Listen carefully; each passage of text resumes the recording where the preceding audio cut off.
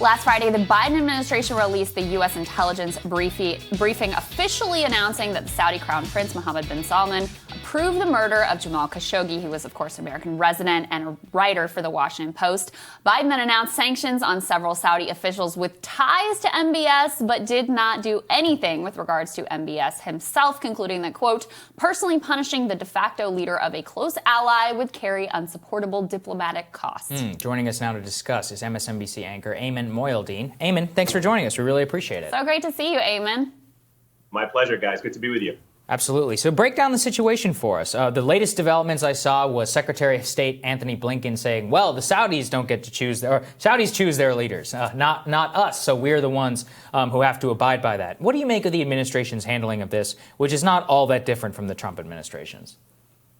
Yeah, so I think in this particular case, there is a slight distinction between what the Biden administration is doing and what the Trump administration did. The Biden administration has been committed to the principle of transparency with the intelligence findings as to who the U.S. intelligence community believes ordered and essentially approved this rendition gone wrong, if you will. Right. So in this case, the Biden administration has been transparent in releasing the findings, though it has now, to some extent, boxed itself in, because the real question has never been about who did it. At the end of the day, these were Saudi agents, and there are certainly questions about to what degree the Crown Prince knew about this operation.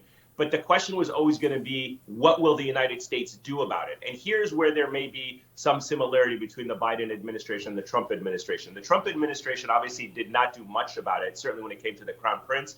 And what we're seeing now with the Biden administration is the same. They don't want to take any measures against the Crown Prince, despite this assessment from the intelligence community. Yeah. So, Ayman, what is your understanding of what happened between Biden, the candidate, saying, I'm going to make Saudi Arabia a pariah, and Biden, the president, saying, there's nothing we can really do? You know, I think it's a dose of pragmatism and realism. And it's certainly it happens time and time again, certainly in the Middle East, which is American values come up against American interests. And why I say that is because when you look at American interests and values, they tend to always contradict each other sometimes in places like Saudi Arabia and certainly the Middle East at large. When President Biden comes into office, he is aware of the importance of the U.S.-Saudi relationships, the importance of Saudi Arabia to energy markets, the importance to U.S. counterterrorism efforts, the importance to arms sales, the importance to American contractors in the region and American businesses in Saudi Arabia. And that reality sits in on the president to say, you know, look, we are not going to be able to sever ties with Saudi Arabia, and we're not going to be able to, you know, have any kind of punitive measures against the Crown Prince, who is the de facto ruler of the country, in a way that could undermine Saudi Arabia pivoting away from the United States and going into a different direction, into a different orbit, whether it be Russia or China. That's highly unlikely, and I think people underestimate that. But it certainly is a pragmatic approach that puts American interests and American values at odds.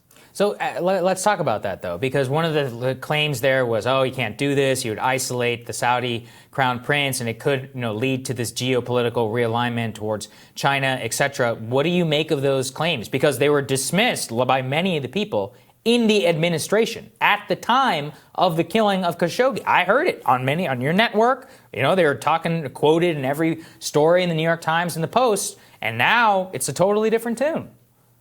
Yeah, and that's a very important question. I think people who follow this space closely would tell you that it is highly unlikely that Saudi Arabia would pivot away from the United States to China and Russia. The Saudi Arabian government and kingdom needs America more than America needs Saudi Arabia. That's what analysts will tell you. And there's a few reasons why they come to that conclusion. One, militarily speaking, the entire Saudi military doctrine, the armed forces, is based on and built upon an American system of weaponry. You cannot just transform that overnight and start buying Chinese and Russian weaponry and think that the Saudi armed forces and military capabilities can pivot and understand how to use Chinese and Russian weaponry. So America has that leverage that it can certainly use in pushing forward a more, human rights centric, if you will, approach to this. The other aspect to it is American businesses and American contractors. And that is certainly some area where there is an argument to be made that if American companies don't fill that void, Saudi Arabia could pivot and procure that from Russia and China. Again, it's not to the same standards, not to the same capabilities,